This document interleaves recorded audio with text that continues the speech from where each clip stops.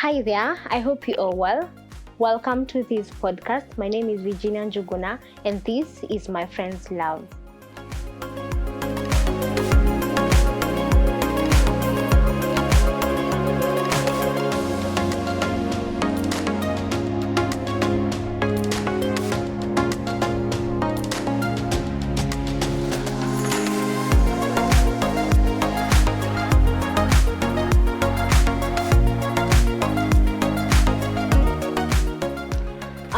Thank you so much for the feedback that you have got to Mepata. And also, I would love to say for those who are new here, feel welcome. Feel welcome. Let us welcome so that you may get to learn together, grow together, and have fun together. Sindio, let us dive into today's purpose. Okay, yes, we're going to discuss about identity. Matters identity. Kujinawo. Sindio, that's what huku kwa mtaa tunaisemanga. Anyway, thank you so much for joining us. So today we're going to discuss about identity. Let me start from just the basic things we know about identity. For you to kujitambulisha, we always have an ID, an identity card to show that you're a citizen of this country. That is the bigger part. The other part is the people working in organizations. Now they always have this badge here. It is written their name and then their role, what they do. And by just knowing that, you'll know how to address them. Kama ni mtu wa customer care, you know how to, unwa customer care atanisaidia kivipi. Huyu ni manager, tutarelate naye kivipi. That's how we get to know their identity in that organization. Then when you come to class, for all of us who went to school, I am certain we went to school. Hata kama hukumaliza, but to the level you got yourself to, we always had a class prefect. We always had a place ulikuwa unakaa chini and watu wanajua hiyo ni place yako. Even someone else from another in the same class ako the other corner anajua hata bila kuulizwa anajua msee uka hapa, like kama ni Virginia inajulikana Virginia uka hii place. You see, there's this thing about you that people got to know, so that shows you exist. The fact that someone knows where you sit, someone knows where you come from, like home kwenu, wherever you come from. The fact that you have people who say they know you, they have seen you, you have encountered with them kwa barabara, you have encountered with them in your day-to-day life. As long as someone says anakujua, that shows you exist. That's number one thing. And then when you come to church, when you go to church, you have your role that you play in church. Maybe you just go to fellowship in church and go home. There's someone who serves in the praise and worship. There's someone who serves any other department. There's someone who does even the welcoming part. There's a soldier who welcomes us at the gate. Every single one of them, the role they play in our lives, and we get to identify them with the impact they put in our lives. Sindio? Haya. Now let me now take you closer to home. Let me bring you home. So many of the times we have gone through things in life. We have achieve. We have so many achievements. Kuna mtu amefanya diploma, degree, PhD, yani hizo levels zote. Kuna mtu anatambulikana kwa hivyo, like kwa hizo umsee hata akienda kujipresent anajua I have achieved all these things, so this is how I am, this is who I am. And then there's someone who only did a diploma but still identify the way he or she is. Hata present applications zake kwa job anajulikana, anajijua, this is what I did, and anajua kama ako suitable for that role or not. And then coming to now the situations that we face in life, we get to go to places where, still using the same story, the same example of marriage, kuna mtu ukimwona unajua msee ameolewa, kuna mtu ukimwona unajua bado msee hajaolewa. Like there's a way we get to identify, we get to know people despite all the things that they have gone through. Now about what people have gone through, maybe you've been through in situations where they have really defined you. You have been from this thing to another, they have all failed. You've been to this other thing to another, it has also failed. Like nothing you have done has ever, feel you've never come out and become a great person, like they always put it. And many other times, wherever you are, like mtu ako na papers, place amefika anajiidentify yenyewe mimi nimesoma, mimi ni mtu dhomed. Mimi ni mtu nimesoma. And then the situations that have defined you, you find you always have this low self-esteem, you always hate yourself because of the things you have gone through. Maybe you were sexually abused, maybe you were words zinaitwaje out when you tumia just words to degrade you. There's someone who has done that to you, and you always know you amount to nothing because someone said it. Someone said when you are young that you're useless. Someone said that you are young, when you are young, that you amount to nothing, hata hutawahi achieve goals. It has reminded me of a story of a friend of mine who we work with here in the crew. He once told us that class teacher wake alimwambianga you will amount to nothing because of his handwriting. Ilimsumbua for some time, but right now he always looks back and says, well, if I really listened to what my teacher said, and alikuwa primary school, and up to now he still remembers. So that tells me there are many negative things that have happened as we keep growing, that have affected us right now. Maybe you tend to shy off to something you really love because you know you can't do it. You yourself, in your heart, you can't do it. Someone said you can't do it. And then someone who, also bringing it home to a lady who got pregnant when she was young, and not through the marriage thing, but alipata ball, chali akaruka, or maybe chali akaitikia, but they still moving on. But ukienda kumuaddress msee sahi, many ladies when you go to address them, they're like, mimi siwezi kwa sababu mimi niko na mtoi. A baby is a blessing. I didn't say a baby isn't a blessing. But we always tend to see the society itself, it has made us see that you amount to nothing because ulifanya hii mistake. You amount to nothing because you did this. These things have defined you. You were raped. There's this thing that comes into your mind. You are like, I'm so weak. I didn't fight for myself at that time. Why not? Why me? Why not another person? Like those things, easy vitu zote, they always pile up in our minds and tell us that this is what defines us and you can never get out of there. Sometimes I call it a cocoon. And this is why because it has happened to me. There are times I had low self-esteem. I remember when I was in high school, I really had low self-esteem. And I tend to cover myself in that cocoon because ilikuwa inaniambia, it is written all over my face. Wherever I go, people see this is me. That is what it always told me. I always told myself, wherever I go, people see me as a failure. People see me as a bukuoma. I was one. People see me as that type of a person. Forgetting, I remember this thing that really made me cry when I was in high school. I was in Form 3 and I was a very poor performer, a bukuoma, and I really hated myself.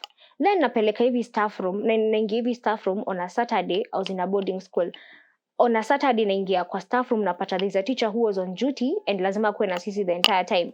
And then he was like, Virginia, why don't you apply for a head girl role? I laughed on his face because I was like, I thought you were reading it in my face. I thought you're reading it all over me that I am a failure. Why are you telling me these things? And he proceeded and told me, Virginia, stop laughing. I am serious. You have all the qualities to become a head girl. You are a good leader. Even if you're not a class prefect, the way you do your things, you're a good leader. The way you do, you bring people together in terms of CU or the club, the debate club where I was participating. The way you bring people together and just people listen to you. You're not authoritative, but you're there for people. You exchange ideas because the way when you told Kameniona, let me not even go to details about it. He said you qualified to be a head girl. Nilicheka nikamwambia by that chami siwezi, and then I left. I was taking my books there. Then when I went, wherever I went, I remember I went to a washroom. I cried. I cried. I'm like, why are you calling me? Why should I be a head girl?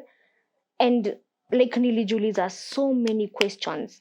But the reason I was crying is because he saw it in me. I didn't see it in myself. And that thing made me cry. And then nakumbuka venye nilitoka hapo, I went to do my other things. I was like, this is his own perspective about me. This is not my perspective about myself. And my life went back to normal. He didn't know. No one knew. And I am trying to put that in a setup where every one of us tumejipata in situations where things have defined us. People have defined us. Situations have defined us. Every single thing about us has defined us. And we always stay there thinking that ni sisi tunajiona, ni sisi kila mtu anatuona hivyo venye tunajiona. But having a pause kidogo and now getting to understand that even me before I was born, someone knew, not even someone, God knew that Virginia will be born. God knew Virginia will go through these things so that by one time she will come back and tell someone else who is going through the same thing at that age that God is there. Like, God is there to give you identity. To be honest, right now, I can go look back at those words that my teacher told me, and I'm like, yeah, for the qualities I have seen in myself. Yes, najua mimi si bado ule leader kabisa. Like, I have all the qualities of a leader, but with the little qualities I have learned about myself, I can tell Virginia, the younger Virginia, the Form 3-year-old Virginia, that imagine, Virginia, you can be a leader. Imagine you can be a head girl, not even a class rep, a leader, a head girl. And because my teacher saw it in me, there's something he saw that I didn't see. And it same applies to God. God has brought you through all these things in your life. He has walked with you in all these things. The fact that you have not been noticing. Haujakuwa ukijua that unajua, God si anaona nikipitia hizi vitu zote. Like, why is he allowing me to go through these things? I know there are scenarios I can't even explain why God does that. But allowing yourself not to be defined by these things, it just takes a place of just surrendering who you are, all that you are, to God. Remember in episode 1, I said that a friend of mine was teaching me how to swim, and it was a struggle until the last day. I realized, imagine it's all about you just kujiachilia tu kwa maji and you won't sink. You see how I'm using this example because I relate with it very well. I know someone else can use another example, but relating with this makes me understand. And yeah, it's all about just letting go and let God take charge. Letting go of all the things I have tried to control myself. Because many other times we want to fix things ourselves. Many other times we want to do things ourselves. Forgetting that God himself, he has defined us. Like, you are divinely defined by God and not by people or things that have happened to your life. It has taken time. It's not a one day thing unaamka unasema mi naweza hii kitu. No, like, mi najua I can achieve this. No, it takes about growing this relationship with God. Remember, we are talking about my friend's love. You were still dwelling on the love part, where it's upon you to accept this relationship. Walk with it in the thick and thins. God is walking with you all this time for you to just get to know that you are not by yourself. He's always here with you. And also, I would love to relate it with a verse that speaks to me so well. It is in Romans chapter 8, verse 28. So we are convinced that every detail of our lives is continually woven together to fit into God's perfect plan of bringing good into our lives. For we are his lovers, who have been called to faithful his designed purpose. And that is Romans chapter 8, verse 28. Like, we are, venye mtu anashonanga, next time I'll carry that thing, the shonaing thing. We are woven together. We are all those things, with all our weaknesses, with all our strength. We are being brought together, not knowing that we are all God's perfect plan. You are placed in that family for a purpose. You are placed in that situation for a purpose. Not that you will, and people always say, not every situation is permanent. You're there for a purpose and for a period of time. And when the time is out, you will be someone's encourager.